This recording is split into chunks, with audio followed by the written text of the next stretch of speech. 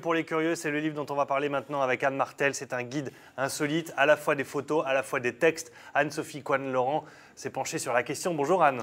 Bonjour Thibault. Il y en a des choses, il y en a des lieux, il y en a 100 déjà, c'est beaucoup. Oui, il y en a plein et plein de différents. C'est un guide vraiment très agréable à lire et vous allez découvrir sur le Nord plein de lieux absolument étonnants, des lieux où par exemple on peut faire une marche sensorielle, où vous avez une pierre qui grandit, où vous avez un arbre à échelle, où vous avez une laverie où on peut boire un coup. Enfin bon, il y a plein de choses marrantes à visiter. On le découvre là à l'image avec pas mal de petites anecdotes. Ça parle de tout, hein. Ça peut être du loisir, ça peut être du patrimoine, ça peut être de l'architecture, ça peut être des musées, des restaurants, des anciens magasins. Là, on va commencer avec cette image-là, une pierre qui pousse. Alors, c'est une pierre qui pousse qui se trouve sur un lieu dit qui s'appelle le Marais à Tourbe et c'est à Aubigny-au-Bac, c'est entre Valenciennes et Arras et c'est dans la vallée de la Sensée. Et Sensée, on l'est dans cette vallée, bien sûr, pour parler de pierre qui pousse. Elle est très drôle. On raconte que en l'occurrence, si, quand même, parce que vous voyez, il y en a un peu sur la pierre. On raconte que le menhir est vivant et que chaque jour, il grandit pour s'extraire du sol. Et c'est une pierre qui date du néolithique final, vers 3000 à 1500 avant Jésus-Christ. Et elle fait, pour l'instant, 1,70 m de haut et 2,15 m de large. Et on dit que quand on la regarde du dessus, elle a une tête de cheval. Ah oui, allez voir. Et c'est à quel endroit exactement? Dessus, c'est qu'il faut quand même monter dessus. Oui. Ou alors, je sais pas, un petit drone avec une caméra. Elle est à Aubigny-au-Bac, c'est entre Valenciennes et Arras. Très bien. Le Longe-Côte, par exemple, une des activités à voir. Ça fait partie des lieux à voir. Voilà, ça c'est un truc que moi j'irais faire. Parce que ça, je l'ai découvert avec ce guide, j'irais faire. Alors, ça se passe près de Dunkerque. Près de Dunkerque, côte, évidemment. Voilà, on a des combinaisons en néoprène parce que quand même l'eau, elle est relativement fraîche. Et vous avez différents types de promenades. Vous avez la promenade zen, donc là on est cool, on marche tranquillement dans l'eau. Vous avez la promenade qui est un petit peu plus sportive, loisir, donc là on marche un petit peu plus vite, on peut papoter, tout ça. Vous avez la promenade sportive qui est encore un petit peu plus dense, et vous avez la promenade trail. Là, on ne parlera plus de promenade, mais ce sera plutôt on a une des course. espèces de coudières aussi, avec comme des pagaies, c'est et ça. En fait, ça et aide on cède. à marcher et dans c'est l'eau. très, très physique. Et alors, ce qui est absolument étonnant, c'est, pour ceux qui ne connaissent pas, c'est de découvrir le littoral de la mer. C'est-à-dire qu'on tourne le dos à la mer et on voit la côte. Et ça, c'est extraordinaire. C'est du longe-côte, c'est vraiment très sécurisé, il n'y a pas de souci. À Esquelbecq, si vous allez à Esquelbecq, vous allez rencontrer le village du livre. Oui. Ça, c'est insolite aussi. Alors, c'est insolite pour la France. Enfin, il y en a quelques-uns en France. Il y en a beaucoup en Allemagne, il y en a beaucoup en Belgique et beaucoup aux Pays-Bas.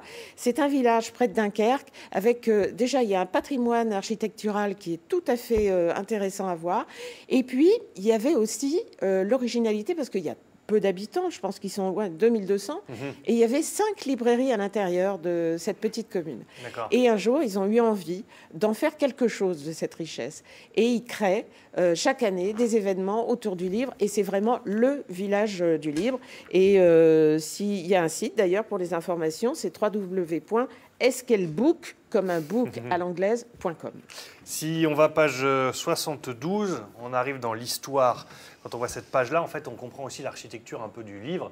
C'est-à-dire qu'il y a une photo qui fait la page de l'autre côté, là, la page principale, voilà, une petite photo, et puis là, juste des petites anecdotes un peu techniques, des petites choses à savoir. Voilà, il y a toujours un encadré technique qui va nous expliquer le pourquoi du comment. Là, on est au blocos qui fait la couverture du livre aussi. Voilà, parce qu'il est très très beau ce blocos, et je trouve que ce blocos qui est le témoin d'une période très noire, on a réussi à le transformer en lumière. Et comment on a fait? C'était en 2014. C'est un artiste plasticien qui s'appelle Bertrand Seguin, alias Anonyme, qui a décidé de recouvrir les 350 mètres carrés du blocos avec des éclats de miroir qu'il a récupérés dans les déchetteries.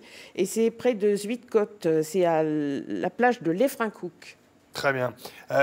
Direction Austricourt. C'est que des noms de petits villages. On sent qu'on n'est pas dans les grandes villes. Et c'est là que c'est intéressant. Mais c'est ça qui est intéressant. Parce que c'est des petites choses à savoir. Voilà. Austricourt, il y a un arbre-échelle. Il y a un arbre-échelle qui est un vieux chêne. Le chêne, il a plus de 300 ans. Et il y a une échelle dans cet arbre. c'est-à-dire une échelle qui est complètement encastrée dans l'arbre. Et c'est un souvenir de 1914, c'est-à-dire que comme il a 40 mètres de tronc, ça en faisait un poste d'observation absolument extraordinaire. Et donc, ils ont décidé, pendant la Première Guerre mondiale, d'installer une échelle de fer. Et les années passant, eh bien, l'arbre a avalé pour partie cette échelle. Il y a vraiment des anecdotes un petit peu de tous les côtés, là, Morbec, je vois Maubeuge aussi, Marc-en-Barreuil. Qu'est-ce qui vous a séduit dans l'île en 2 chevaux? C'est pas mal ça aussi. Oui, l'île en 2 chevaux. C'est des petites idées aussi de promenade, c'est pas que des choses à voir. Ouais.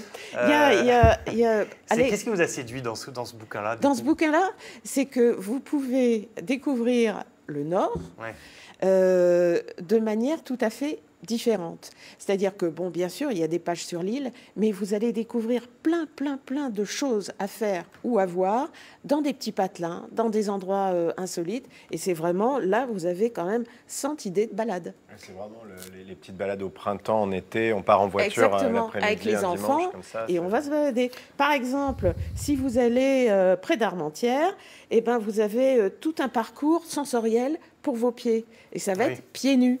On va vous faire marcher sur des capsules, dans de la boue, enfin avec différentes sensations, et vous serez obligé de savoir sur quoi vous marchez. Merci beaucoup. Nord, 100 lieues pour les curieux. Anne-Sophie Coine-Laurent, justement, peut-être une déclinaison en Picard, enfin en Picardie. Les 100 lieues pour les curieux en Picardie. Ce serait très bien. Au moins dans l'Oise, la Somme et Hélène. Merci beaucoup Anne. Un livre à retrouver évidemment pour aller se promener dans le Nord et découvrir des choses intéressantes. Merci beaucoup.